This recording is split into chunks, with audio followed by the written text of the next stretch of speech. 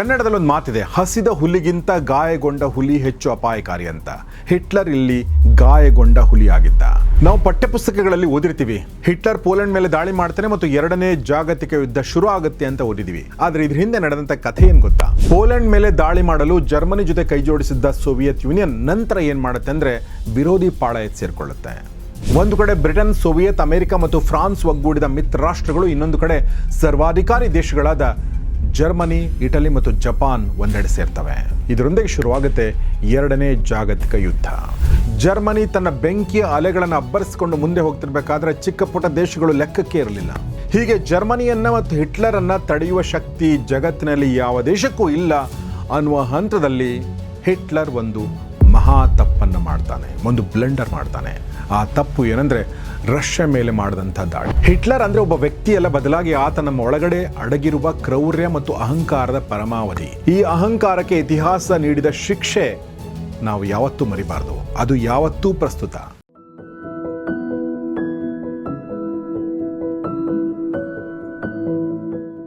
ಸ್ನೇಹಿತರೆ ನಮಸ್ಕಾರ, Gauri ಶಕ್ಕಿ studio YouTube ಚಾನಲ್ಗೆ ನಿಮಗೆಲ್ಲ ಸ್ವಾಗತ. ನಾನು ಗೌರಿ ಶಕ್ಕಿ. ಈ ವಿಡಿಯೋ ನೋಡೋಕ್ಕಿಂತ ಮುಂಚೆ ಹಿಟ್ಲರ್ ಕುರಿತಾದ ಮೊದಲ ಭಾಗ ಅದನ್ನು ದಯವಿಟ್ಟು ನೋಡಿ, ಅದಾದ ನಂತರ ಈ ವಿಡಿಯೋ ನೋಡಿ ಅಂತ ಕೇಳ್ಕೊಳ್ತೀನಿ. ಸ್ನೇಹಿತರೆ, ಮತ್ತೆ ನಾವು ಕಾಲಘಟ್ಟದಲ್ಲಿ ಹಿಂದಕ್ಕೆ ಹೋಗಬೇಕು. 2ನೇ ಜಾಗತಿಕ ಯುದ್ಧ ಶುರು ಆಗಕ್ಕಿಂತ ಮುಂಚಿನ ದಿನಗಳು, ಅಂದ್ರೆ 1939 ಆಗಸ್ಟ್ ತಿಂಗಳ ಕೊನೆಯ ದಿನಗಳು. ಯುರೋಪಿನ ದೇಶಗಳಲ್ಲಿ ಶಾಂತಿ ನೆಲೆಸಿತ್ತು. ಶಾಂತಿ ನೆಲೆಸಿದಾಗ ಇದೊಂದು ಅದ್ಭುತ ಕಾಲ ಅಂತ ಬಹಳಷ್ಟು ಜನರಿಗೆ ಅನಿಸ್ತಾ ಇತ್ತು, ಹಾಗೆ ವರ್ಣನೆ ಮಾಡ್ತಾ ಇದ್ರು. ಇನ್ನು ಕೆಲವೊಬ್ರು ಇದನ್ನ ಯುರೋಪಿನ ಪರಿವರ್ತನಾ ಯುಗ ಅಂತ ಹೇಳ್ತಾ ಇದ್ರು. ಆದ್ರೆ ಬಹಳಷ್ಟು ಜನರಿಗೆ ಒಂದು ವಿಚಾರ ಗೊತ್ತಿರಲಿಲ್ಲ ಅಥವಾ ಮರ್ತಿದ್ರು. ಅದೇನಂದ್ರೆ, ಮಹಾಸಾಗರದಲ್ಲಿ ಚಂಡಮಾರುತ ಅಲೆಗಳು ಏಳುವ ಮುಂಚೆ ಇದೇ ರೀತಿ ಶಾಂತಿ ಕಾಣುತ್ತಂತೆ. ಆ ಥರದ ಶಾಂತಿ ಅಲ್ಲಿತ್ತು. ಯಾಕೆ ಈ ಮಾತನ್ನು ಹೇಳ್ತಾ ಇದ್ದೇನೆ ಅಂದ್ರೆ, ಅಲ್ಲಿ ಮತ್ತದೇ ವ್ಯಕ್ತಿ ಆಫೀಸಿನ ಕುರ್ಚಿಯ ಮೇಲೆ ಕುಳಿತು ಎದುರಿಗೆ ಇದ್ದ ಯುರೋಪಿನ ಭೂಮಿಯ ನಕ್ಷೆಯನ್ನು ನೋಡ್ತಾ ಇದ್ದ. ಜರ್ಮನಿಯ ಈ ಸರ್ವಾಧಿಕಾರಿ ಅವತ್ತು ನೋಡ್ತಾ ಇದ್ದದ್ದು ಜರ್ಮನಿಯನ್ನಲ್ಲ, ಬದಲಾಗಿ ಅದರ ಪಕ್ಕದಲ್ಲಿ ಇದ್ದ ಇನ್ನೊಂದು ಪುಟ್ಟ ದೇಶ ಪೋಲೆಂಡ್ ಅನ್ನ. ಯಾಕೆ ನೋಡ್ತಾ ಇದ್ದ? ಆತನ ಕೈಯಲ್ಲಿ ಒಂದು ಪೆನ್ ಇತ್ತು ಮತ್ತು ಟೇಬಲ್ ಮೇಲೆ ಒಂದು ಮಹತ್ವದ ಪೇಪರ್ ಇತ್ತು, ಒಂದು ಡಾಕ್ಯುಮೆಂಟ್ ಇತ್ತು. ಅವತ್ತು ಆ ವ್ಯಕ್ತಿ ತೆಗೆದುಕೊಳ್ಳುವ ನಿರ್ಣಯ ಯುರೋಪಿನ ಮುಂದಿನ ಹಲವಾರು ದಶಕಗಳ ಭವಿಷ್ಯವನ್ನ ನಿರ್ಧರಿಸುವ ಹಾದಿಯಲ್ಲಿತ್ತು. ಆ ಒಂದು ಸಹಿ ಯುರೋಪನ್ನ 100 ವರ್ಷಗಳ ಹಿಂದೆ ತಳ್ಳುವುದರಲ್ಲಿತ್ತು. ಹಾಗಾದ್ರೆ ಆತ ಏನ್ ಮಾಡ್ತಾನೆ? ಗಡಿಯಾರದ ಟಿಕ್ ಟಿಕ್ ಸದ್ದು ಆ ಸಂದರ್ಭದ ಕುತೂಹಲವನ್ನು ಇನ್ನೂ ಹೆಚ್ಚಿಸ್ತಾ ಇತ್ತು.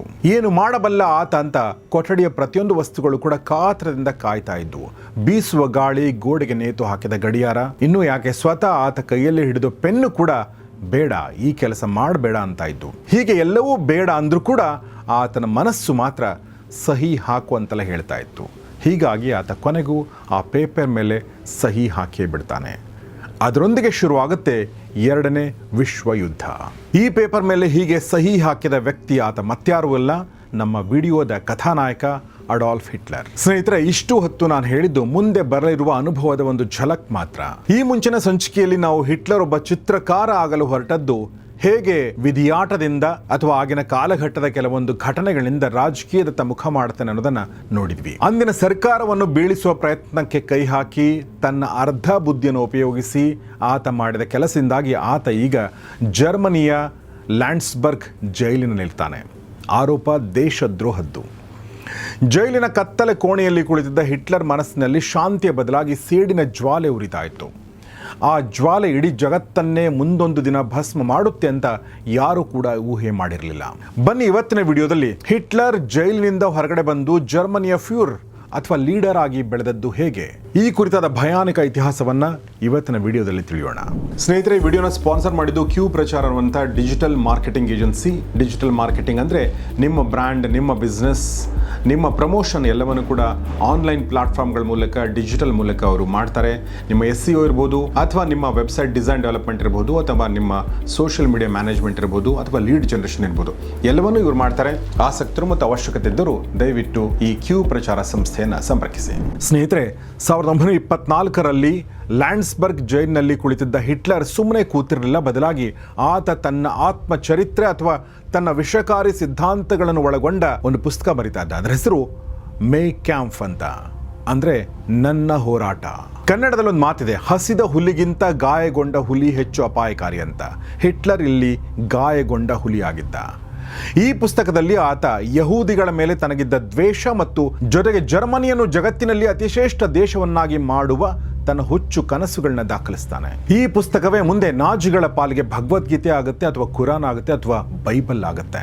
5 ವರ್ಷದ ಜೈಲು ಶಿಕ್ಷೆ ಅನುಭವಿಸಬೇಕಿದ್ದ ಹಿಟ್ಲರ್ ತನ್ನ ಚತುರತೆಯಿಂದ ಕೇವಲ 9 ತಿಂಗಳಲ್ಲಿ ಜೈಲಿನಿಂದ ಹೊರಗಡೆ ಬರ್ತಾನೆ.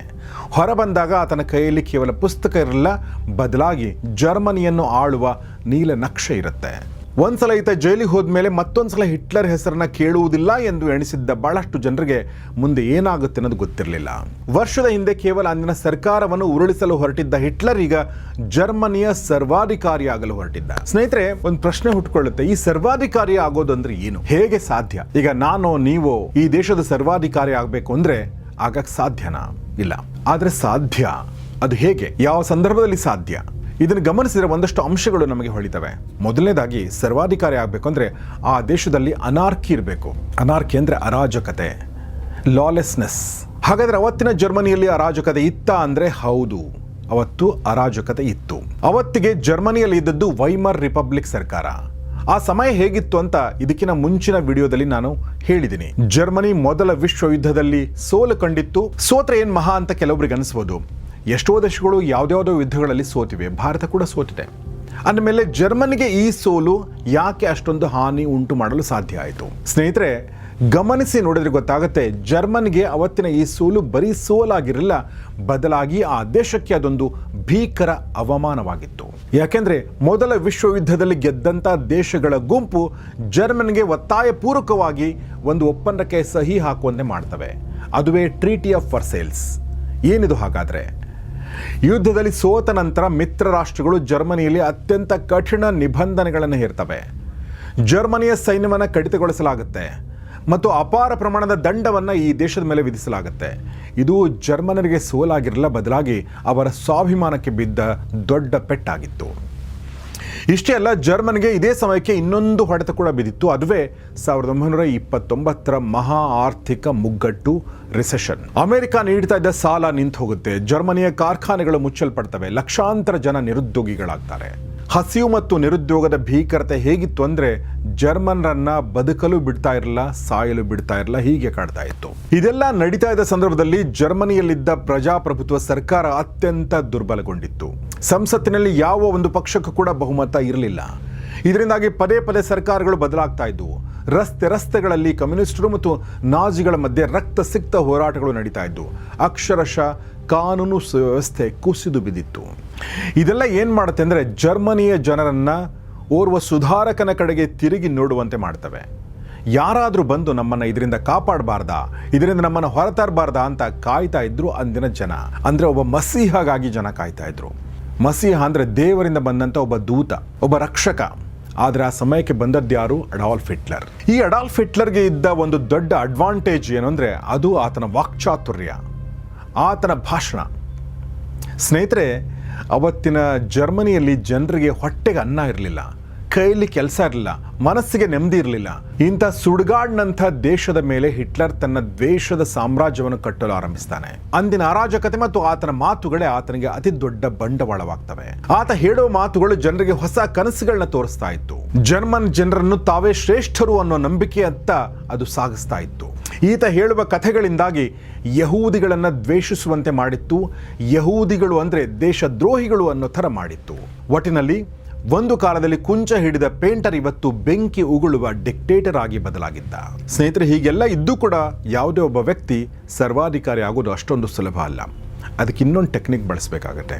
ಅದು ಎಂಥ ಟೆಕ್ನಿಕ್ ಅಂದರೆ ಸುಳ್ಳಿನ ಟೆಕ್ನಿಕ್, ಪ್ರೊಪಗ್ಯಾಂಡಾದ ಟೆಕ್ನಿಕ್. ಈ ಪ್ರೊಪಗ್ಯಾಂಡಾನ ಶಬ್ದವನ್ನು ನೀವು ಬಹಳಷ್ಟು ಸಲ ಮಾಧ್ಯಮಗಳಲ್ಲಿ ಕೇಳಿರ್ತೀರಾ. ಟಿವಿ ನ್ಯೂಸ್ ಆನ್ ಮಾಡಿ ಈ ರಾಜಕೀಯದ ಸುದ್ದಿ ನೋಡ್ತಿರ್ಬೇಕಾದ್ರೆ ಈ ಶಬ್ದದ ಪ್ರಯೋಗವನ್ನು ನೀವು ಕಾಣ್ತಾ ಇರ್ತೀರಿ. ಆದರೆ ಹಿಟ್ಲರ್ ಅನ್ನೋ ವ್ಯಕ್ತಿ ಇತಿಹಾಸದಲ್ಲಿ ಬರೆದಿದ್ದರೆ ಪ್ರಾಯಶಃ ಜಗತ್ತಿನಲ್ಲಿ ಮೊಟ್ಟ ಮೊದಲ ಬಾರಿಗೆ ಪ್ರಚಾರಗಳನ್ನು ಬಳಸಿಕೊಂಡು, ಮಾಧ್ಯಮಗಳನ್ನು ಬಳಸಿಕೊಂಡು ತಾನು ಮಾಡಿದ್ದು ಸರಿ, ತಾನು ಮಾಡಿದ್ದೇ ಸರಿ ಅನ್ನೋ ಭಾವನೆಯನ್ನು ಜನರ ಮನಸ್ಸಿನಲ್ಲಿ ಬಿತ್ತಿದ್ದು ಈ ಅಡಾಲ್ಫ್ ಹಿಟ್ಲರ್. ಹಾಗಾದರೆ ಏನಿತ್ತು ಈ ಪ್ರೊಪಗ್ಯಾಂಡಗಳಲ್ಲಿ? ಬನ್ನಿ ನೋಡೋಣ. ಮೊದಲನೇದಾಗಿ ದ ಕಾಮನ್ ಎನಿಮಿ, ಅಂದರೆ ಪ್ರತಿಯೊಂದು ಸಮಸ್ಯೆಯನ್ನು ಒಬ್ಬ ವ್ಯಕ್ತಿಯ ಮೇಲೆ ಅಥವಾ ಒಂದು ಸಮುದಾಯದ ಮೇಲೆ ಹಾಕುವ ತಂತ್ರ ಇದು. ಅಂದರೆ ಇವರೇ ಕಾರಣ ಅಂತ ಹೇಳೋದು ಅಥವಾ ಈತನೇ ಕಾರಣ ಅಂತ ಹೇಳೋದು. ಹೇಗೆ ಅಂದರೆ ಜರ್ಮನಿಯ ಆರ್ಥಿಕ ಕುಸಿತ ಮತ್ತು ಮೊದಲನೇ ಮಹಾಯುದ್ಧದ ಸೋಲಿಗೆ ಯಹೂದಿಗಳೇ ಕಾರಣ, ಜ್ಯೂಸ್ ಕಾರಣ ಅಂತ ಹಿಟ್ಲರ್ ಬಿಂಬಿಸ್ತಾನೆ. ಯಹೂದಿಗಳು ದೇಶದ್ರೋಹಿಗಳು, ಅವರು ಐಷಾರಾಮಿ ಜೀವನ ನಡೆಸ್ತಾ ಜನಸಾಮಾನ್ಯರನ್ನ ಶೋಷಣೆ ಮಾಡ್ತಾ ಇದ್ದಾರೆ ಅನ್ನೋ ಸುಳ್ಳು ಸುದ್ದಿಯನ್ನು ಹಬ್ಬಿಸಲಾಗತ್ತೆ. ಇನ್ನು ಎರಡನೇದಾಗಿ ದ ಬಿಗ್ ಲೈ, ದೊಡ್ಡ ಸುಳ್ಳು. ಅಂದ್ರೆ ಒಂದು ಸುಳ್ಳನ್ನು ಎಷ್ಟು ದೊಡ್ಡದಾಗಿ ಹೇಳಬೇಕಂದ್ರೆ ಅದನ್ನ ಯಾರೂ ಕೂಡ ಸುಳ್ಳು ಅಂತ ಭಾವಿಸಲು ಸಾಧ್ಯ ಆಗಬಾರ್ದು. ಹಿಟ್ಲರ್ ತನ್ನ ಜೀವನ ಚರಿತ್ರೆ ಮೇನ್ ಕ್ಯಾಂಪ್ನಲ್ಲಿ ಬರೆದಂತೆ ಸಣ್ಣ ಸುಳ್ಳಿಗಿಂತ ದೊಡ್ಡ ಸುಳ್ಳಿಗೆ ಜನರು ಬಹಳಷ್ಟು ಬೇಗ ಮಾರು ಹೋಗ್ತಾರೆ, ಮೊರೆ ಹೋಗ್ತಾರೆ, ಮರಳಾಗ್ತಾರೆ. ಈ ತಂತ್ರದ ಮೂಲಕ ಆತ ಜರ್ಮನಿಯನ್ನ ವಿಶ್ವದ ಶ್ರೇಷ್ಠ ಶಕ್ತಿಯನ್ನಾಗಿ, ಶ್ರೇಷ್ಠ ದೇಶವನ್ನಾಗಿ ಮಾಡ್ತೀನಿ ಅನ್ನೋ ಭ್ರಮೆಯನ್ನು ಹುಟ್ಟಿಸ್ತಾನೆ. ಇನ್ನು ಮೂರನೆಯದು ಆರ್ಯನ್ ಸುಪ್ರಿಮಸಿ. ಜರ್ಮನ್ನರು ಮಾತ್ರ ಶುದ್ಧ ಆರ್ಯ ಜನಾಂಗಕ್ಕೆ ಸೇರಿದವರು ಮತ್ತು ಅವರು ಜಗತ್ತನ್ನು ಆಳಲು ಹುಟ್ಟಿದವರು ಅನ್ನೋ ಪ್ರಚಾರವನ್ನು ಮಾಡಲಾಗುತ್ತೆ. ಹೊಟ್ಟೆಗಿಲಿದಂಥ ಬಟ್ಟೆಗಿಲಿದಂಥ ಅನಾಥ ಪ್ರಜ್ಞೆಯಿಂದ ಬಳಲ್ತಾ ಇದ್ದಂಥ ಸಾಮಾನ್ಯ ಜರ್ಮನರಲ್ಲಿ ಈ ಮಾತುಗಳು ಹೆಮ್ಮೆಯ ಭಾವನೆಯನ್ನು ಮೂಡಿಸುತ್ತೆ. ಮಾತ್ರವಲ್ಲ, ಈ ಸಾಮಾನ್ಯ ಜರ್ಮನರನ್ನ ಇತರೆ ಜನಾಂಗಗಳ ವಿರುದ್ಧ ಎತ್ತಿ ಕಟ್ಟಲಾಗುತ್ತೆ. ಇನ್ನು ನಾಲ್ಕನೇದಾಗಿ ಭಾವನಾತ್ಮಕ ಭಾಷಣಗಳು ಮತ್ತು ಬಾಡಿ ಲ್ಯಾಂಗ್ವೇಜ್.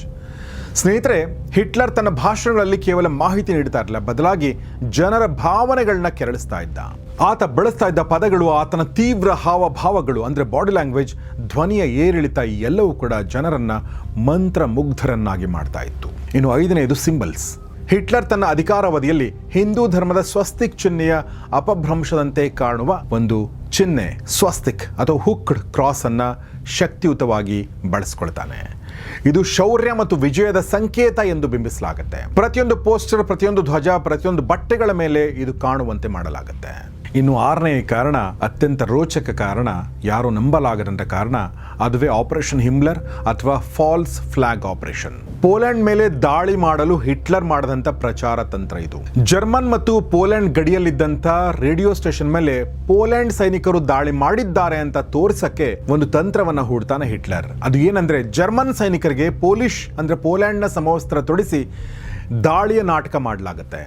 ಈ ದಾಳಿಯನ್ನು ಅಂದರೆ ಪೋಲೆಂಡ್ ಮೇಲಿನ ದಾಳಿಯನ್ನು ಸಮರ್ಥಿಸಿಕೊಳ್ಳಲು ಮಾಡಿದಂಥ ಕುತಂತ್ರ ಆಗಿತ್ತು. ಈ ಬಗ್ಗೆ ಡೀಟೇಲ್ ಆಗಿ ಇನ್ನೂ ಸ್ವಲ್ಪ ಹೊತ್ತು ಬಿಟ್ಟು ನಾನು ಹೇಳ್ತೀನಿ ನಿಮಗೆ. ಇನ್ನು ಏಳನೆಯದು ಸಿನಿಮಾ ಮತ್ತು ರೇಡಿಯೋಗಳ ದುರ್ಬಳಕೆ. ಸ್ನೇಹಿತರೆ, ಅಂದಿನ ಕಾಲದ ಅತ್ಯಾಧುನಿಕ ತಂತ್ರಜ್ಞಾನ ರೇಡಿಯೋ ಮತ್ತು ಸಿನಿಮಾ ಸ್ಕ್ರೀನ್ಗಳನ್ನು ಕೇವಲ ನಾಜಿ ವಿಚಾರಧಾರೆಗಳನ್ನು ಹರಡಲು ಬಳಸಲಾಗುತ್ತೆ.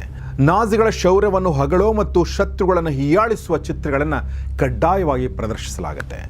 ಕೊನೆಯದಾಗಿ ಯುವ ಜನರ ಮೇಲೆ ಇವರ ಪ್ರಭಾವ. ಮಕ್ಕಳ ಮನಸ್ಸಿನ ಮೇಲೆ ನಾಜಿ ಸಿದ್ಧಾಂತಗಳನ್ನು ತುಂಬಲು ಹಿಟ್ಲರ್ ಯೂತ್ ಎಂಬ ಸಂಘಟನೆಯನ್ನು ಬಲಪಡಿಸಲಾಗುತ್ತೆ. ಶಾಲಾ ಪಠ್ಯ ಪುಸ್ತಕಗಳನ್ನು ಹಿಟ್ಲರ್ನ ಪ್ರಚಾರಕ್ಕೆ ಪೂರಕವಾಗಿ ಬದಲಾಯಿಸಲಾಗುತ್ತೆ, ಬಳಸಲಾಗುತ್ತೆ. ಸ್ನೇಹಿತರೆ, ಇದನ್ನು ಹೇಳ್ತಿರ್ಬೇಕಾದ್ರೆ ನಿಮಗೆ ಕೆಲವೊಂದು ರಾಜಕೀಯ ನಾಯಕರ ಚಿತ್ರಗಳು ಅಥವಾ ಅವರ ಹೆಸರುಗಳು ನಿಮ್ಮ ಮನಸ್ಸಲ್ಲಿ ಬಂದಿರಬಹುದು. ಇಂದಿಗೂ ಕೂಡ ನಮ್ಮ ದೇಶದ ಹಲವಾರು ನಾಯಕರು ಹಲವಾರು ಸಲ ಈ ಥರದ ತಂತ್ರಗಳನ್ನ ಬಳಸ್ತಾ ಇರ್ತಾರೆ. ಯಾರು ಬಳಸ್ತಾರೆ ನಿಮ್ಮ ಪ್ರಕಾರ ಅನ್ನೋದನ್ನ ದಯವಿಟ್ಟು ಕಮೆಂಟ್ ಬಾಕ್ಸಲ್ಲಿ ತಿಳಿಸಿ. ಸ್ನೇಹಿತರೆ, ಹೀಗೆ ಅಡಾಲ್ಫ್ ಹಿಟ್ಲರ್ ಜರ್ಮನಿಯ ಜನರನ್ನು ಮರಳುಗೊಳಿಸಲು, ತನ್ನನ್ನು ಒಪ್ಪಲು ಸಾಧ್ಯ ಆದ ಎಲ್ಲ ದಾರಿಗಳನ್ನ ಬಳಸ್ಕೊಳ್ತಾನೆ. ಯಾಕೆ ಇದನ್ನೆಲ್ಲ ಮಾಡ್ತಾನೆ ಅಂತಂದರೆ, ಆತನ ಮುಂದೆ ಇದ್ದಂಥ ಒಂದು ದೊಡ್ಡ ಕನಸು, ಅದುವೇ ಜರ್ಮನಿಯ ವಿಸ್ತರಣೆ. ಜರ್ಮನ್ ಜಗತ್ತನ್ನು ಆಳ್ಬೇಕಲ್ವಾ. ಸೊ ಶುರು ಮಾಡೋದೆಲ್ಲಿಂದ? ಸುಲಭದ ತುತ್ತಾಗಿ ಸಿಕ್ಕದ್ದು ಯಾವ ದೇಶ ಅಂದರೆ ಅದುವೇ ಪೋಲೆಂಡ್, ಜರ್ಮನಿಯ ಪಕ್ಕದ ದೇಶ. ನಾವು ಪಠ್ಯಪುಸ್ತಕಗಳಲ್ಲಿ ಓದಿರ್ತೀವಿ, ಹಿಟ್ಲರ್ ಪೋಲೆಂಡ್ ಮೇಲೆ ದಾಳಿ ಮಾಡ್ತಾನೆ ಮತ್ತು ಎರಡನೇ ಜಾಗತಿಕ ಯುದ್ಧ ಶುರು ಆಗುತ್ತೆ ಅಂತ ಓದಿದೀವಿ. ಆದ್ರೆ ಇದ್ರ ಹಿಂದೆ ನಡೆದಂತ ಕಥೆ ಏನ್ ಗೊತ್ತಾ? ಪ್ರಾಯಶಃ ನಿಮ್ಗೆ ಗೊತ್ತಿರ್ಲಿಕ್ಕಿಲ್ಲ. ಅದು ಏನು ಅಂತಂದ್ರೆ, ಹಿಟ್ಲರ್ ಪೋಲೆಂಡ್ ಅನ್ನು ವಶಪಡಿಸಿಕೊಳ್ಳಲು ಮೊದಲೇ ಯೋಚನೆ ಮಾಡಿರ್ತಾನೆ. ಆದರೆ ಇಡೀ ಪ್ರಪಂಚದ ಮುಂದೆ ತಾನು ಆಕ್ರಮಣಕಾರಿ, ತಾನೇ ಮೊದಲು ದಾಳಿ ಮಾಡಿದ್ದು ಅಂತ ತೋರಿಸಿಕೊಳ್ಳಲು ಆತನಿಗೆ ಇಷ್ಟ ಇರಲಿಲ್ಲ. ಬದಲಾಗಿ ಪೋಲೆಂಡ್ ದೇಶವೇ ಜರ್ಮನಿಯ ಮೇಲೆ ಮುಂಚೆ ದಾಳಿ ಮಾಡಿತು ಅಂತ ಬಿಂಬಿಸಕ್ಕೆ ಒಂದು ಸುಳ್ಳು ನಾಟಕವನ್ನು ಆತ ಮಾಡ್ತಾನೆ. ಅದು ಹೇಗಿರುತ್ತೆ ಅಂದರೆ, 1939 ಆಗಸ್ಟ್ 31 ರಾತ್ರಿ ಪೋಲೆಂಡ್ ಜರ್ಮನ್ ಗಡಿಯಲ್ಲಿದ್ದ ಗ್ಲೈವಿಟ್ಸ್ ಅನ್ನೋ ರೇಡಿಯೋ ಸ್ಟೇಷನ್ ಮೇಲೆ ದಾಳಿ ನಡೆಯುತ್ತೆ. ದಾಳಿಕೋರರು ಪೋಲೆಂಡ್ ದೇಶದ ಸೇನಾ ಸಮವಸ್ತ್ರವನ್ನು ಧರಿಸಿರ್ತಾರೆ. ಅಂದರೆ ಮೇಲ್ನೋಟಕ್ಕೆ ಪೋಲಿಷ್ ಸೈನಿಕರೇ ದಾಳಿ ಮಾಡಿದ್ದು ಅಂತ. ಆದರೆ ನಿಜವಾಗೂ ಅವ್ರು ಯಾರಾಗಿರ್ತಾರೆ ಅಂದರೆ, ಅವರು ಹಿಟ್ಲರ್ನ ಎಸ್ ದಳದ ಸೈನಿಕರಾಗಿರ್ತಾರೆ. ಅವರು ರೇಡಿಯೋ ಸ್ಟೇಷನ್ ಮೇಲೆ ದಾಳಿ ಮಾಡ್ತಾರೆ ಮತ್ತು ಪೋಲೆಂಡ್ನ ಭಾಷೆಯಲ್ಲಿ ಜರ್ಮನಿಯ ವಿರುದ್ಧ ಘೋಷಣೆಗಳನ್ನ ಕೂಗ್ತಾರೆ. ಈ ಸಂಚು ಎಷ್ಟು ಕ್ರೂರವಾಗಿತ್ತು ಅಂತಂದ್ರೆ, ಮತ್ತು ಇದನ್ನು ನಿಜ ಅಂತ ಬಿಂಬಿಸಕ್ಕೆ ಹಿಟ್ಲರ್ ಏನ್ ಮಾಡ್ದ ಅಂದ್ರೆ, ಜರ್ಮನ್ ಜೈಲಿನಲ್ಲಿದ್ದ ಕೈದಿಗಳನ್ನ ಸಾಯಿಸಿ ಅವರಿಗೆ ಪೋಲಿಷ್ ಅಂದ್ರೆ ಪೋಲೆಂಡ್ನ ಸಮವಸ್ತ್ರ ತೊಡಿಸಿ ಹೆಣಗಳನ್ನ ಬಿಸಾಕಲಾಗುತ್ತೆ. ಒಟ್ನಲ್ಲಿ ಪೋಲೆಂಡೇ ಜರ್ಮನಿ ಮೇಲೆ ದಾಳಿ ಮಾಡಿದೆ ಹಾಗೆ ಅನಿಸ್ತು ಜಗತ್ತಿಗೆ. ಅದರ ಪರಿಣಾಮ ಏನಾಯ್ತು? ಸೆಪ್ಟೆಂಬರ್ 1, 1939 ಬೆಳಗಿನ ಜಾವ 4:45 ಜರ್ಮನಿಯ ಬೃಹತ್ ಯುದ್ಧ ನೌಕೆಗಳು ಪೋಲೆಂಡ್ ಮೇಲೆ ಗುಂಡಿನ ಮಳೆಗರಿತವೆ. ಹಿಟ್ಲರ್ ತನ್ನ ರಹಸ್ಯ ತಂತ್ರ ಬ್ಲಿಟ್ಸ್ ಕ್ರಿಗ್ ಅನ್ನ ಇಲ್ಲಿಂದ ಬಳಸ್ತಾನೆ. ಅಂದ್ರೆ ವಿಮಾನಗಳು ಆಕಾಶದ ಬಾಂಬ್ ಹಾಕ್ತಾ ಇದ್ರೆ ನೆಲದ ಮೇಲೆ ಟ್ಯಾಂಕ್ಗಳು ಮತ್ತು ಸಾವಿರಾರು ಸೈನಿಕರು ಮಿಂಚಿನ ವೇಗದಲ್ಲಿ ಪೋಲೆಂಡ್ ಒಳಗೆ ನುಗ್ತಾರೆ. ಪೋಲೆಂಡ್ ಅವತ್ತಿನ ದಿನ ಇತಿಹಾಸದ ಅತ್ಯಂತ ದೊಡ್ಡ ಮೋಸವನ್ನು ಎದುರಿಸುತ್ತೆ. ಆ ದೊಡ್ಡ ಮೋಸ ಏನಂದ್ರೆ, ಪಶ್ಚಿಮದಿಂದ ಜರ್ಮನಿ ದಾಳಿ ಮಾಡ್ತಾ ಇದ್ರೆ ಪೂರ್ವದಿಂದ ರಷ್ಯಾ ಅಂದ್ರೆ ಅವತ್ತಿನ ಸೋವಿಯತ್ ಒಕ್ಕೂಟ ಕೂಡ ಪೋಲೆಂಡ್ ಮೇಲೆ ದಾಳಿ ಮಾಡುತ್ತೆ. ಮೊದಲೇ ಯೋಚನೆ ಮಾಡಿದ ಹಾಗೆ, ಮೊದಲೇ ಪ್ಲಾನ್ ಮಾಡಿದ ಹಾಗೆ ಹಿಟ್ಲರ್ ಮತ್ತು ಸ್ಟಾಲಿನ್ ರಹಸ್ಯವಾಗಿ ಕೈ ಜೋಡಿಸಿ ಪೋಲೆಂಡ್ ಅನ್ನು ಹಂಚಿಕೊಳ್ತಾರೆ. ಇದರ ಪರಿಣಾಮವಾಗಿ ಕೇವಲ 1 ತಿಂಗಳ ಒಳಗಾಗಿ ಪೋಲೆಂಡ್ ಅನ್ನೋ ದೇಶ ತನ್ನ ಅಸ್ತಿತ್ವವನ್ನೇ ಕಳೆದುಕೊಳ್ಳುತ್ತೆ. ಇದರೊಂದಿಗೆ ಶುರುವಾಗುತ್ತೆ 2ನೇ ಜಾಗತಿಕ ಯುದ್ಧ. ಒಂದೆಡೆ ಯುರೋಪ್ ಆದ್ರೆ ಇನ್ನೊಂದೆಡೆ ವಿಶ್ವದ ಬೇರೆಲ್ಲ ದೇಶಗಳು ಕೂಡ ಸೇರ್ಕೊಂಡು 2 ಬಣಗಳಾಗ್ತವೆ. ಒಂದು ಕಡೆ ಬ್ರಿಟನ್, ಸೋವಿಯತ್, ಅಮೆರಿಕ ಮತ್ತು ಫ್ರಾನ್ಸ್ ಒಗ್ಗೂಡಿದ ಮಿತ್ರ ರಾಷ್ಟ್ರಗಳು, ಇನ್ನೊಂದು ಕಡೆ ಸರ್ವಾಧಿಕಾರಿ ದೇಶಗಳಾದ ಜರ್ಮನಿ, ಇಟಲಿ ಮತ್ತು ಜಪಾನ್ ಒಂದೆಡೆ ಸೇರ್ತವೆ. ಸ್ನೇಹಿತರೆ, ಪೋಲೆಂಡ್ ಮೇಲೆ ದಾಳಿ ಮಾಡಲು ಜರ್ಮನಿ ಜೊತೆ ಕೈ ಜೋಡಿಸಿದ್ದ ಸೋವಿಯತ್ ಯೂನಿಯನ್ ನಂತರ ಏನ್ ಮಾಡುತ್ತೆ ಅಂದ್ರೆ ವಿರೋಧಿ ಪಾಳಯಕ್ಕೆ ಸೇರ್ಕೊಳ್ಳುತ್ತೆ. ಹಾಗೆ ನೋಡಿದ್ರೆ 2 ಬಣಗಳು 7-8 ದೇಶಗಳು ಯುದ್ಧ ಮಾಡ್ತಾ ಇವೆ ಅಂತಂದ್ರೂ ಕೂಡ ಯುದ್ಧದ ಪ್ರಭಾವ, ಪರಿಣಾಮ, ದುಷ್ಪರಿಣಾಮ, ಗ್ರಹಣ ಹಿಡಿದದ್ದು ಇಡೀ ಪ್ರಪಂಚಕ್ಕೆ. ಮೊದಲು ಜರ್ಮನ್ ಅನ್ನೋ ದೇಶವನ್ನ ಹಿಟ್ಲರ್ ಎಂಬ ಸರ್ವಾಧಿಕಾರಿಯನ್ನ ಯಾರೂ ಕೂಡ ಎದುರು ಹಾಕಿಕೊಳ್ಳುವ ಧೈರ್ಯ ಮಾಡಲೇ ಇಲ್ಲ. ಯಾಕೆಂದ್ರೆ ಜರ್ಮನ್ ಸೇನೆ ಅತ್ಯಾಧುನಿಕ ತಂತ್ರಜ್ಞಾನವನ್ನು ಬಳಸ್ತಾ ಇತ್ತು, ಬ್ಲಿಟ್ಸ್ ಕ್ರಿಗ್ ತಂತ್ರವನ್ನು ಬಳಸ್ತಾ ಇತ್ತು. ಇದರೊಂದಿಗೆ ಜರ್ಮನ್ ಸೈನ್ಯದಲ್ಲಿದ್ದ ಶಿಸ್ತು, ಇದರಿಂದಾಗಿ ಎದುರಿಗೆ ಬಂದ ದೇಶಗಳು ತರಗೆಲೆಗಳ ಥರ ಉರುಳು ಹೋಗ್ತವೆ. ಮೊದಲು ಪೋಲೆಂಡ್, ನಂತರ ಫ್ರಾನ್ಸ್, ಹೀಗೆ ಯುರೋಪ್ ತತ್ತರಿಸಿ ಹೋಗುತ್ತೆ. ಜರ್ಮನಿ ತನ್ನ ಬೆಂಕಿಯ ಅಲೆಗಳನ್ನು ಅಬ್ಬರಿಸಿಕೊಂಡು ಮುಂದೆ ಹೋಗ್ತಿರ್ಬೇಕಾದ್ರೆ ಚಿಕ್ಕ ಪುಟ್ಟ ದೇಶಗಳು ಲೆಕ್ಕಕ್ಕೆ ಇರಲಿಲ್ಲ. ಅಡಾಲ್ಫ್ ಹಿಟ್ಲರ್ ಮಾಡಿದ್ದು ಕೇವಲ ಯುದ್ಧನಲ್ಲ, ಆತ ಜರ್ಮನ್ ಜನಾಂಗ ಅಲ್ಲದವರನ್ನ, ಆರ್ಯರು ಅಲ್ಲದವರನ್ನ ಆತನ ಪ್ರಕಾರ ವಿಚಿತ್ರವಾಗಿ ಸಾಯಿಸ್ತಾ ಇದ್ದ. ಯಹೂದಿಗಳನ್ನು ಹೇಗೆ ಆತ ಚಿತ್ರಹಿಂಸೆ ಕೊಟ್ಟು ಸಾಯಿಸಿದ, ಕಾನ್ಸಂಟ್ರೇಷನ್ ಕ್ಯಾಂಪ್ಗಳಲ್ಲಿ ಹೇಗೆ ಯಹೂದಿಗಳು ಸತ್ರು, ಲಕ್ಷಗಟ್ಟಲೆ ಯಹೂದಿಗಳು ಸತ್ರು ಅನ್ನೋದ್ರ ಬಗ್ಗೆ ಒಂದು ವಿಡಿಯೋ ಮಾಡಿದ್ದೀವಿ. ಅದ್ರ ಲಿಂಕ್ ಡಿಸ್ಕ್ರಿಪ್ಷನ್ ಇರುತ್ತೆ, ದಯವಿಟ್ಟು ಅದನ್ನು ನೋಡಿ. ಹೀಗೆ ಜರ್ಮನಿಯನ್ನ ಮತ್ತು ಹಿಟ್ಲರನ್ನ ತಡೆಯುವ ಶಕ್ತಿ ಜಗತ್ತಿನಲ್ಲಿ ಯಾವ ದೇಶಕ್ಕೂ ಇಲ್ಲ ಅನ್ನುವ ಹಂತದಲ್ಲಿ ಹಿಟ್ಲರ್ ಒಂದು ಮಹಾ ತಪ್ಪನ್ನು ಮಾಡ್ತಾನೆ, ಒಂದು ಬ್ಲಂಡರ್ ಮಾಡ್ತಾನೆ. ಆ ತಪ್ಪು ಏನಂದರೆ ರಷ್ಯಾ ಮೇಲೆ ಮಾಡಿದಂಥ ದಾಳಿ. ಏನಾಗುತ್ತೆ ಹಾಗಾದರೆ ಸ್ನೇಹಿತರೆ? ಅದು 1941 ಸಮಯ. ಹಿಟ್ಲರ್ನ ದುರಹಂಕಾರ ಎಷ್ಟು ಮಿತಿ ಮೀರಿತ್ತು ಅಂದರೆ ಆತ ತನ್ನ ಸೇನಾಧಿಕಾರಿಗಳ ಎಚ್ಚರಿಕೆಯನ್ನು ಕೂಡ ಕಸದ ಬುಟ್ಟಿಗೆ ಎಸಿತಾನೆ. ಸೇನಾಧಿಕಾರಿಗಳು ಹೇಳಿರ್ತಾರೆ, ರಷ್ಯಾ ಅನ್ನೋದು ಕೇವಲ ದೊಡ್ಡ ದೇಶ ಅಲ್ಲ, ಬದಲಾಗಿ ಅದು ಒಂದು ಅಂತ್ಯ ಇಲ್ಲದ ಮೈದಾನ, ಅಲ್ಲಿಗೆ ಹೋದರೆ ನಮ್ಮ ದೇಶ ಕಳೆದು ಹೋಗುತ್ತೆ ಅಂತ ಅನುಭವಿ ಜನರಲ್ಗಳು ಎಚ್ಚರಿಕೆ ನೀಡಿರ್ತಾರೆ. ಆದರೆ ಹಿಟ್ಲರ್ ಅಬ್ಬರಿಸಿರ್ತಾನೆ, ನನಗೆ ರಷ್ಯಾದ ಮಣ್ಣು ಬೇಕು, ಅಲ್ಲಿನ ತೈಲ ಬೇಕು, ಕೇವಲ 3 ತಿಂಗಳಲ್ಲಿ ಮಾಸ್ಕೋ ಬೀದಿಗಳಲ್ಲಿ ನಾವು ಪರೇಡ್ ಮಾಡ್ತೀವಿ ಅಂತ ಘೋಷಣೆ ಮಾಡ್ತಾನೆ. ಈ ಅತಿಯಾದ ಆತ್ಮವಿಶ್ವಾಸದಿಂದಾಗಿ ಶುರುವಾಗುತ್ತೆ ಆಪರೇಷನ್ ಬಾರ್ಬರೋಸಾ. ಇದುವೇ ಮಹಾ ವಿನಾಶಕ್ಕೆ ನಾಂದಿ ಹಾಡುತ್ತೆ. ಜೂನ್ 22ನೇ ತಾರೀಕಿನಂದು ಸುಮಾರು 30 ಲಕ್ಷ ಜರ್ಮನ್ ಸೈನಿಕರು ರಷ್ಯಾದೊಳಗೆ ನುಗ್ತಾರೆ. ಆರಂಭದಲ್ಲಿ ವಿಜಯದ ಮಾಲೆ ಹಿಟ್ಲರ್ ಕೊರಳಿಗೆ ಬೀಳುತ್ತೆ, ಅಂದರೆ ಗೆಲುವು ಸಾಧ್ಯ ಆಗುತ್ತೆ. ರಷ್ಯಾದ 100 ವಿಮಾನಗಳನ್ನು ನೆಲದ ಮೇಲಿರುವಾಗಲೇ ಸುಟ್ಟು ಭಸ್ಮ ಮಾಡಲಾಗುತ್ತೆ. ಲಕ್ಷಾಂತರ ರಷ್ಯನ್ ಸೈನಿಕರು ಜರ್ಮನ್ನರ ಕೈಗೆ ಸಿಕ್ಕಿಬಿದ್ದಿರ್ತಾರೆ. ಅದನ್ನೆಲ್ಲ ನೋಡಿ ಹಿಟ್ಲರ್ ಬಂಕರ್ನಲ್ಲಿ ಕೂತ್ಕೊಂಡು ನಗ್ತಾ ಇದ್ದ, ಹೇಳ್ತಾ ಇದ್ದ, ನೋಡಿ ನೆಪೋಲಿಯನ್ ಮಾಡಲಾಗದ ಕೆಲಸವನ್ನು ನಾನು ಮಾಡ್ತಾ ಇದ್ದೀನಿ ಅಂತ.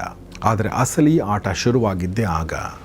ಹಿಟ್ಲರ್ಗೆ ಒಂದು ವಿಷಯ ಮರ್ತೋಗಿರುತ್ತೆ, ರಷ್ಯಾದ ಸೈನಿಕರನ್ನು ಸೋಲಿಸಬಹುದು, ಆದರೆ ರಷ್ಯಾದ ಪ್ರಕೃತಿಯನ್ನು ಸೋಲಿಸುವುದು ಅಸಾಧ್ಯ ಅಂತ.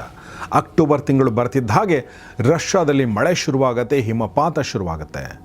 ಜರ್ಮನಿಯ ಅತ್ಯಾಧುನಿಕ ಟ್ಯಾಂಕ್ಗಳು ಕೆಸರಿನಲ್ಲಿ ಹೂತು ಹೋಗ್ತವೆ. ಇದಕ್ಕಿಂತ ಭಯಾನಕವಾದದ್ದು ಏನಂದ್ರೆ ಜನರಲ್ ವಿಂಟರ್. ರಷ್ಯಾದ ಮೈ ನಡುಗಿಸುವ, ರಕ್ತವನ್ನು ಹೆಪ್ಪುಗಟ್ಟಿಸುವಂತಹ ಚಳಿ -30-40 ಡಿಗ್ರಿಗೆ ತಲುಪುತ್ತೆ. ಹಿಟ್ಲರ್ ತನ್ನ ಸೈನಿಕರಿಗೆ ಚಳಿಗಾಲದ ಉಡುಪುಗಳನ್ನೇ ಕೊಟ್ಟಿರಲಿಲ್ಲ. ಯಾಕೆ ಗೊತ್ತಾ? ಆತ ಏನ್ ಅನ್ಕೊಂಡಿರ್ತಾನೆ ಅಂದ್ರೆ ಚಳಿಗಾಲ ಬರುವಷ್ಟರಲ್ಲಿ ಯುದ್ಧ ಮುಗಿದಿರುತ್ತೆ ಅಂತ. ಈ ಚಳಿಯ ತೀವ್ರತೆಗೆ ಜರ್ಮನಿಯ ಸೈನಿಕರ ಕೈಕಾಲುಗಳು ಕೊಳೆತು ಹೋಗ್ತಾ ಇದ್ವು, ಎಂಜಿನ್ಗಳು ಕೆಲಸ ಮಾಡೋದು ನಿಲ್ಲಿಸಿದ್ವು. ಹಿಟ್ಲರ್ನ ಅಹಂಕಾರಕ್ಕೆ ಮೊದಲ ಪೆಟ್ಟು ಕೊಟ್ಟದ್ದು ಪ್ರಕೃತಿ. ಹೀಗೆ 1942 ಆಗಸ್ಟ್ನಲ್ಲಿ ಜರ್ಮನಿಯ ಸೈನ್ಯ ಸ್ಟಾಲಿನ್ ಗ್ರಾಡ್ ನಗರವನ್ನು ತಲುಪುತ್ತೆ. ಇದು ಕೇವಲ ಒಂದು ನಗರ ಅಲ್ಲ, ಬದಲಾಗಿ ಹಿಟ್ಲರ್ಗೆ ಇದು ವೈಯಕ್ತಿಕ ಪ್ರತಿಷ್ಠೆಯ ವಿಷಯವಾಗಿರುತ್ತೆ. ಸ್ಟಾಲಿನ್ ಹೆಸರಿರುವ ಈ ನಗರವನ್ನು ಧೂಳೀಪಟ ಮಾಡಬೇಕು ಅಂತ ಆತ ಹಠ ಹಿಡಿತಾನೆ. ಅಲ್ಲಿ ನಡೆದದ್ದು ಜಗತ್ತಿನ ಅತಿ ದೊಡ್ಡ ರಕ್ತ ಸಿಕ್ತ ಕದನ. ಒಂದೊಂದು ಮನೆಯನ್ನು ಗೆಲ್ಲಲು ಕೂಡ 100 ಜರ್ಮನ್ ಸೈನಿಕರು ಸಾಯಬೇಕಾಗತ್ತೆ. ರಷ್ಯನ್ನರು ತಮ್ಮ ದೇಶಕ್ಕಾಗಿ ಸಾಯು ಇಲ್ಲವೇ ಕೊಲ್ಲು ಅನ್ನೋ ಮಂತ್ರವನ್ನು ಪಠಿಸ್ತಾರೆ.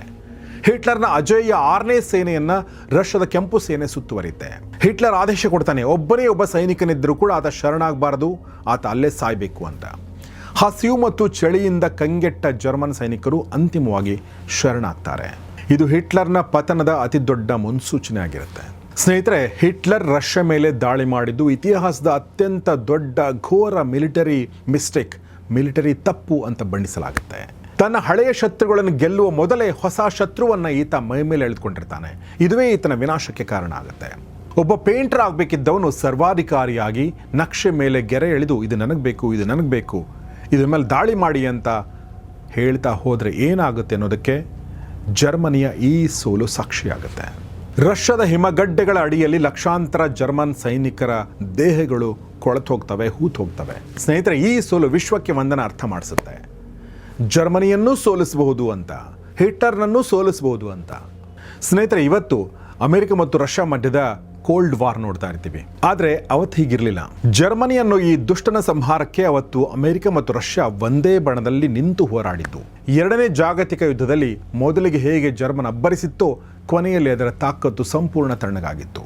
1945ರ ಹೊತ್ತಿಗೆ ಜರ್ಮನಿ ಸಂಪೂರ್ಣ ಸೋಲಿನ ಸಮೀಪ ಬಂದಿತ್ತು. ಇದೇ ಹೊತ್ತಿಗೆ ರಷ್ಯನ್ ಸೈನ್ಯ ಜರ್ಮನಿ ರಾಜಧಾನಿ ಬರ್ಲಿನ್ ನಗರದ ಗಲ್ಲಿಗಳನ್ನು ಪ್ರವೇಶಿಸುತ್ತೆ. ಹಿಟ್ಲರಿಗೆ ಸಂಪೂರ್ಣವಾಗಿ ಒಬ್ಬಂಟಿಯಾಗಿದ್ದ. ಆತನ ಅಧಿಕಾರಿಗಳೇ ಆತನನ್ನು ಬಿಟ್ಟು ಓಡಿ ಹೋಗ್ತಾ ಇದ್ರು. ಆದರೆ ಹಿಟ್ಲರ್ ಮಾತ್ರ ಭ್ರಮೆಯಲ್ಲಿದ್ದ. ಯಾವುದೋ ಒಂದು ಪವಾಡಕ್ಕಾಗಿ ಕಾಯ್ತಾ ಇದ್ದ. ತಾನು ಗೆಲ್ತೇನೆ ಅನ್ನೋ ಹುಸಿ ಆತ್ಮವಿಶ್ವಾಸದಲ್ಲಿದ್ದ ಮತ್ತು ಆತ ಬಂಕರ್ನೊಳಗೆ ಅಡಗಿಕೊಂಡಿದ್ದ. ಎಲ್ಲದಕ್ಕೂ ಒಂದು ಕೊನೆ ಅಂತಿರುತ್ತಲ್ವಾ, ಹಾಗೆ ಹಿಟ್ಲರ್ನ ಕೊನೆಯ ಕಾಲ ಕೂಡ ಬಂದೇ ಬಿಡುತ್ತೆ. 1945ರ ಏಪ್ರಿಲ್ 29ರ ಮಧ್ಯರಾತ್ರಿ ಸಾವು ತನ್ನ ಹತ್ತಿರ ಇದೆ ಅಂತ ಗೊತ್ತಾದಾಗ ಹಿಟ್ಲರ್ ಏನು ಮಾಡ್ತಾನೆ?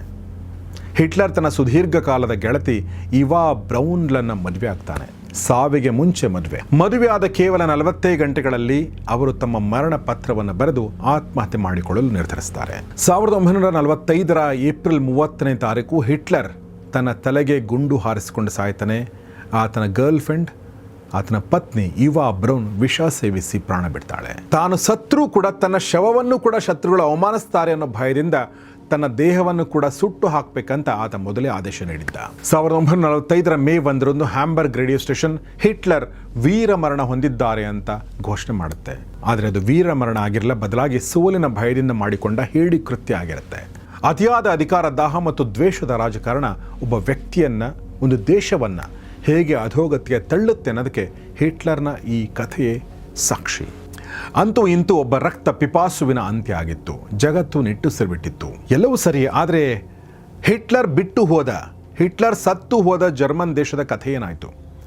ಅಲ್ಲಿನ ಜನರ ಪಾಡೇನಾಯಿತು? ಬನ್ನಿ ಅದನ್ನು ನೋಡೋಣ. ಹಿಟ್ಲರ್ ಸಾವಿನ ನಂತರ ಜರ್ಮನಿ ಅಕ್ಷರಶಃ ಒಂದು ಸ್ಮಶಾನವಾಗುತ್ತೆ. ಒಬ್ಬ ಸರ್ವಾಧಿಕಾರಿಯ ಹುಚ್ಚು ಸಾಹಸಕ್ಕೆ ಹೇಗೆ ಇಡೀ ದೇಶ ಬಲಿಯಾಗಬೇಕಾಯಿತು ಮತ್ತು ನಂತರದ ಹಲವು ದಶಕಗಳ ಕಾಲ ಜರ್ಮನ್ರು ಅದರಿಂದಾಗಿ ಏನೆಲ್ಲ ಯಾತನ ಅನುಭವಿಸಬೇಕಾಯಿತು ಅನ್ನೋದನ್ನು ನಾವೀಗ ನೋಡೋಣ. ಹಿಟ್ಲರ್ ಸತ್ತ ಮೇಲೆ ಜರ್ಮನಿ ಸ್ವತಂತ್ರವಾಗಿ ಉಳಿಲಿಲ್ಲ. ಬದಲಾಗಿ ಜಯಗಳಿಸಿದ ರಾಷ್ಟ್ರಗಳು ಜರ್ಮನಿ ಮೇಲೆ ಹತೋಟಿ ಸಾಧಿಸ್ತವೆ. ಮುಖ್ಯವಾಗಿ ಜರ್ಮನಿ 2 ಭಾಗವಾಗಿ ಹರಿದು ಹೋಗುತ್ತೆ. ಒಂದು ಪಶ್ಚಿಮ ಜರ್ಮನಿ, ಇನ್ನೊಂದು ಪೂರ್ವ ಜರ್ಮನಿ. ಮಧ್ಯೆ ಬಂದದ್ದೇ ಬರ್ಲಿನ್ ವಾಲ್. ಬೆಂಕಿಯಿಂದ ಬಾಣಲಿಗೆ ಬಿದ್ದಂತಾಗಿರುತ್ತೆ ಜರ್ಮನಿಯ ಆರ್ಥಿಕತೆ. ತಿನ್ನಲು ಅನ್ನವಿಲ್ಲದೆ ಜನ ಹಸಿವಿನಿಂದ ಸಾಯ್ತಾ ಇರ್ತಾರೆ. ರಸ್ತೆಗಳಿಲ್ಲ, ಸೇತುವೆಗಳಿಲ್ಲ, ಕಾರ್ಖಾನೆಗಳಿಲ್ಲ, ಎಲ್ಲವೂ ಧೂಳಿಪಟ ಆಗಿರ್ತವೆ. ಇನ್ನು ಹಿಟ್ಲರ್ ಮಾಡಿದ ಯಹೂದಿಗಳ ಹತ್ಯಾಕಾಂಡ, ಹಾಲೋಕಾಸ್ಟ್ ಜಗತ್ತಿಗೆ ಅರ್ಥ ಆಗತ್ತೆ. ಇದಾದ ನಂತರ ಜರ್ಮನು ತಲೆ ತಗ್ಗಿಸಿ ನಡೆಯುವ ಹಾಗಾಗತ್ತೆ. ಇಡೀ ಜಗತ್ತು ಅವರನ್ನ ಕೊಲೆಗಡುಕರು ಅಂತ ನೋಡ್ತಾ ಇತ್ತು. ಇಷ್ಟು ಮಾತ್ರವಲ್ಲ, ಪೂರ್ವ ಜರ್ಮನಿಯ ಮೇಲೆ ದಾಳಿ ಮಾಡಿದ ರಷ್ಯಾ ಸೈನಿಕರು ಅಲ್ಲಿನ ಮಹಿಳೆಯರ ಮೇಲೆ ಮಾಡಿದ ದೌರ್ಜನ್ಯಗಳು ಇತಿಹಾಸ ಕರಾಳ ಪುಟಗಳಾಗ್ತವೆ. ಸೇಡಿನ ಕಿಚ್ಚಿನಲ್ಲಿ ಲಕ್ಷಾಂತರ ಸಾಮಾನ್ಯ ಜರ್ಮನರು ಬಲಿಯಾಗ್ತಾರೆ. ಸ್ನೇಹಿತರೆ, ನಿಮಗೆ ಗೊತ್ತಿರಬಹುದು, ಇಂದಿಗೂ ಕೂಡ, ಇವತ್ತಿನ ದಿನಕ್ಕೆ ಕೂಡ ಜರ್ಮನಿಯಲ್ಲಿ ಹಿಟ್ಲರ್ನನ್ನು ನೆನಪಿಸಿಕೊಳ್ಳೋದು ಅಥವಾ ಆತನ ಸಂಕೇತಗಳನ್ನ ಬಳಸೋದು ಅಪರಾಧ, ಶಿಕ್ಷಾರ್ಹ ಅಪರಾಧ. ಆದರೆ ವಿಪರ್ಯಾಸ ಅನ್ನೋ ಹಾಗೆ ಜಗತ್ತಿನೆಲ್ಲೆಡೆ ಅಥವಾ ಜಗತ್ತಿನ ಕೆಲವೆಡೆ ಹಿಟ್ಲರ್ ಥರದ ಸಿದ್ಧಾಂತಗಳು ಮತ್ತೆ ಗೆರೆಗೆದಿರ್ತಾ ಇವೆ. ಯುರೋಪಿನ ಕೆಲವು ದೇಶಗಳಲ್ಲಿ ಯುವಕರು ಈ ನಾಜಿ ಸಿದ್ಧಾಂತವನ್ನು ಮತ್ತೆ ನಂಬ್ತಾ ಇದ್ದಾರೆ ಅಥವಾ ಮತ್ತೆ ಪೋಷಿಸ್ತಾ ಇದ್ದಾರೆ. ಯಾಕೆ ಅಂದರೆ ನೋಡಿ, ಯಾವಾಗ ಒಂದು ದೇಶದ ಜನರಲ್ಲಿ ನಮ್ಮ ದೇಶದ ಸಂಕಷ್ಟಕ್ಕೆ, ನಮ್ಮ ಸಂಕಷ್ಟಕ್ಕೆ ಹೊರಗಿನವರೇ ಕಾರಣ ಅಥವಾ ಒಳಗಿರುವಂತಹ ಇವರು ಮಾತ್ರ ಕಾರಣ ಅನ್ನೋ ಭಾವನೆ ಮೂಡುತ್ತೋ, ಆಗ ಹಿಟ್ಲರ್ನಂಥ ಸಿದ್ಧಾಂತಗಳು ಮರುಜನ್ಮ ಪಡಿತವೆ. ಹಿಟ್ಲರ್ ಅವತ್ತು ಜರ್ಮನಿಯ ಆರ್ಯ ಜನಾಂಗದ ಶ್ರೇಷ್ಠತೆಯನ್ನು ಬಿಂಬಿಸಿದ್ದ. ಇಂದು ಕೂಡ ಜಗತ್ತಿನ ಹಲವು ಭಾಗಗಳಲ್ಲಿ ತಮ್ಮ ಜನಾಂಗವೇ ಶ್ರೇಷ್ಠ, ತಮ್ಮ ಧರ್ಮವೇ ಶ್ರೇಷ್ಠ ಅನ್ನುವ ಉಗ್ರ ರಾಷ್ಟ್ರೀಯವಾದ ಬೆಳೀತಾ ಇದೆ. ಇದುವೇ ಜನರನ್ನ ಹಿಟ್ಲರ್ ಥರದ ವಿಚಾರಗಳತ್ತ ಸೆಳೀತಾ ಇದೆ. ಇದಕ್ಕಿರುವಂತಹ ಇನ್ನೊಂದು ಕಾರಣ ಏನೆಂದರೆ ಆಯಾ ದೇಶಗಳಲ್ಲಿನ ಆರ್ಥಿಕ ಅಸ್ಥಿರತೆ ಮತ್ತು ನಿರುದ್ಯೋಗ. ಪ್ರಸ್ತುತ ಜಗತ್ತಿನ ಬೆಲೆ ಏರಿಕೆ, ಉದ್ಯೋಗದ ಕೊರತೆಗಳು, ಆರ್ಥಿಕ ಅಸಮಾನತೆ ಹೆಚ್ಚಾದಾಗ ಜನರಿಗೆ ಪ್ರಜಾಪ್ರಭುತ್ವದ ಮೇಲೆ ನಂಬಿಕೆ ಕಡಿಮೆ ಆಗುತ್ತೆ. ಅಂಥ ಸಮಯದಲ್ಲಿ ನಾನೆಲ್ಲವನ್ನು ಸರಿಪಡಿಸ್ತೀನಿ ಅಂತ ಯಾರೋ ಒಬ್ಬ ಅಬ್ಬರಿಸುವ ಬಲಿಷ್ಠ ಸರ್ವಾಧಿಕಾರಿಯ ಅನ್ವೇಷಣೆಗೆ ಜನ ಹುಡುಕ್ತಾ ಇರ್ತಾರೆ. ಆವಾಗ ಸಿಗುವಂಥವನು ಮಸೀಹ ಅಲ್ಲ, ದೇವರಲ್ಲ, ಬದಲಾಗಿ ಹಿಟ್ಲರ್ನಂತ ಒಬ್ಬ ಸರ್ವಾಧಿಕಾರಿ. ಇನ್ನು ಸೋಷಿಯಲ್ ಮೀಡಿಯಾದ ಪ್ರಚಾರ ತಂತ್ರಗಳು, ಪ್ರೊಪಗ್ಯಾಂಡಗಳನ್ನ ಜನ ಈಗಲೂ ಕೂಡ ಬಿಟ್ಟಿಲ್ಲ. ಸ್ನೇಹಿತರೆ, ಹಿಟ್ಲರ್ ಮತ್ತು ಆತನ ಪ್ರೊಪಗ್ಯಾಂಡಾ ಮಂತ್ರಿ ಗೋಬೆಲ್ಸ್ ಸುಳ್ಳನ್ನೇ ಸತ್ಯ ಅಂತ ನಂಬಿಸಲು ರೇಡಿಯೋ ಬಳಸ್ತಾ ಇದ್ರು. ಇಂದು ಸೋಷಿಯಲ್ ಮೀಡಿಯಾದ ಅಲ್ಗಾರಿದಮ್ಗಳು ಕೂಡ ದ್ವೇಷದ ಭಾಷಣಗಳನ್ನು, ಅರ್ಧ ಸತ್ಯಗಳನ್ನು ಬಹಳ ವೇಗವಾಗಿ ಹರಡ್ತವೆ. ಇತಿಹಾಸದ ಅರಿವಿಲ್ಲದ ಯುವ ಪೀಳಿಗೆಗೆ ಹಿಟ್ಲರ್ನನ್ನು ಒಬ್ಬ ಬಲಿಷ್ಠ ನಾಯಕ ಅಂತ ಬಿಂಬಿಸುವ ಪುಟ್ಟ ವಿಡಿಯೋಗಳು, ಪೋಸ್ಟರ್ಗಳು ಹೊರಗಡೆ ಬರ್ತಾ ಇವೆ. ಆತನ ಕ್ರೌರ್ಯವನ್ನು ಮರೆಮಾಚ್ತಾ ಇವೆ ಮತ್ತು ಆತನನ್ನು ಆಕರ್ಷಕವಾಗಿ ತೋರಿಸುವ ಪ್ರಯತ್ನ ಮಾಡ್ತಾ ಇವೆ. ಇದಕ್ಕೆ ಪ್ರಮುಖ ಕಾರಣ ಏನೆಂದರೆ ಇತಿಹಾಸದ ಮರೆವು. ಪಬ್ಲಿಕ್ ಮೆಮೊರಿ ಶಾರ್ಟ್ ಅಂತ ಒಂದು ಮಾತಿದೆ. ಜನ ತುಂಬ ಬೇಗ ಮರ್ತು ಹೋಗ್ತಾರೆ. ಹಿಟ್ಲರ್ನ ಕ್ರೌರ್ಯವನ್ನು ಕಣ್ಣಾರ ನೋಡದಂಥ ಅಥವಾ ಅನುಭವಿಸಿದ ತಲೆಮಾರು ಈಗ ಇಲ್ಲ. ಹೊಸ ಪೀಳಿಗೆಗೆ ಆಪರೇಷನ್ ಬಾರ್ಬರೋಸಾ ಅಂದ್ರೇನು, ಹಾಲೋಕಾಸ್ಟ್ ಅಂತ ಕರಾಳ ಘಟನೆಗಳು ಕೇವಲ ಪಠ್ಯ ಪುಸ್ತಕದ ವಿಷಯಗಳು. ಯಾವಾಗ ಜನರಿಗೆ ಇತಿಹಾಸದ ಕಟು ಸತ್ಯಗಳು, ಕಹಿ ಸತ್ಯಗಳು, ಬರ್ಬರ ಸತ್ಯಗಳು ಮರೆತು ಹೋಗ್ತಾವೋ ಆಗ ಹಳೆಯ ತಪ್ಪುಗಳು ಹೊಸ ರೂಪದಲ್ಲಿ ಆಕರ್ಷಕವಾಗಿ ಕಾಣತೊಡಗ್ತವೆ. ಹೀಗಾಗ್ತಾ ಇದ್ದರೆ ಇದರ ಅರ್ಥ ಒಂದೇ, ನಾವು ಇತಿಹಾಸದಿಂದ ಪಾಠ ಕಲಿತಿಲ್ಲ ಅಂತ ಅರ್ಥ. ದ್ವೇಷದ ರಾಜಕಾರಣ ಸುಲಭವಾಗಿ ಜನರನ್ನ ಆಕರ್ಷಿಸಬಹುದು, ಆದರೆ ಕೊನೆಗೆ ಅದು ಸುಡೋದು ಯಾರನ್ನ? ನಮ್ಮನ್ನೇ. ಹಿಟ್ಲರ್ ಅಂದರೆ ಒಬ್ಬ ವ್ಯಕ್ತಿಯಲ್ಲ, ಬದಲಾಗಿ ಆತ ನಮ್ಮ ಒಳಗಡೆ ಅಡಗಿರುವ ಕ್ರೌರ್ಯ ಮತ್ತು ಅಹಂಕಾರದ ಪರಮಾವಧಿ. ಈ ಅಹಂಕಾರಕ್ಕೆ ಇತಿಹಾಸ ನೀಡಿದ ಶಿಕ್ಷೆ ನಾವು ಯಾವತ್ತೂ ಮರಿಬಾರ್ದು. ಅದು ಯಾವತ್ತೂ ಪ್ರಸ್ತುತ. ಸ್ನೇಹಿತರೆ, ಇವತ್ತಿನ ಈ ವಿಡಿಯೋ ಮಾಡೋ ಉದ್ದೇಶ ಕೂಡ ಅದೇ. ಅಂತಹ ಕರಾಳ ಅಧ್ಯಾಯಗಳು ಮತ್ತೆ ಮರುಕಳಿಸದೇ ಇರಲಿ, ಮತ್ತೊಂದು ಸಲ ನಡೆದಿರಲಿ ಅನ್ನೋ ಎಚ್ಚರಿಕೆಗಾಗಿ. ಒಬ್ಬ ಚಿತ್ರಕಾರ ಶಾಂತಿಯಿಂದ ಕೂಡಿದ ಪ್ರಕೃತಿಯನ್ನು ಬಿಡಿಸುವ ಬದಲಾಗಿ ರಕ್ತದ ಕಲೆಗಳನ್ನ ಮೂಡಿಸ್ತಾ ಹೋಗಿದ್ದು ಅತ್ಯಂತ ದೊಡ್ಡ ವಿಪರ್ಯಾಸ. ಸ್ನೇಹಿತರೆ, ಅದು ಹಿಟ್ಲರ್ ಕುರಿತಾದ ವಿಡಿಯೋ. ಈ ಕುರಿತಾದ ನಿಮ್ಮ ಅನಿಸಿಕೆಗಳಿಗೆ ಸ್ವಾಗತ. ನೋಡ್ತಾರೆ ಗೌರಿ ಶಕ್ಕಿ ಸ್ಟುಡಿಯೋ, ನೋಡ್ತಾರೆ ಒಳ್ಳೆ ವಿಡಿಯೋಗಳನ್ನ. ನಮಸ್ಕಾರ.